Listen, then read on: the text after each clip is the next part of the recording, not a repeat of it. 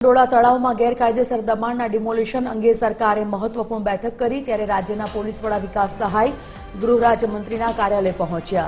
ગૃહ રાજ્યમંત્રી હર્ષ સંઘવી, ડીજીપી અને અમદાવાદ પોલીસના અધિકારીઓ સાથે બેઠક કરવામાં આવી અને બેઠકમાં અમદાવાદ પોલીસ કલેક્ટર અને એએમસીના અધિકારીઓ હાજર રહ્યા હતા। Associate editor Sonal Anadkat phone line પર જોડાઈ ગયા છે। સોનલ, મહત્વપૂર્ણ આ બેઠક, મુખ્ય એજન્ડા શું?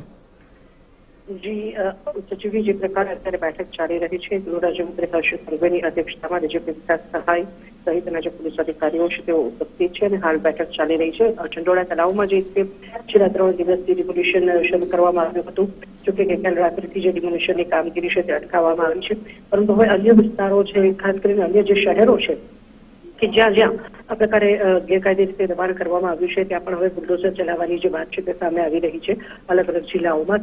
તે સંદર્ભે આજની આ જે બેઠક છે તે સંદર્ભમાં મહત્વની ચર્ચા થઈ શકે છે। બેઠક હજુ ચાલુ છે, જે પૂર્ણ થયા બાદ એક શક્યતા એવી છે કે ગૃહ રાજ્યમંત્રી હર્ષ સંઘવીનું જે નિવેદન છે તે મીડિયા સમક્ષ આવી શકે છે। આભાર માહિતી માટે।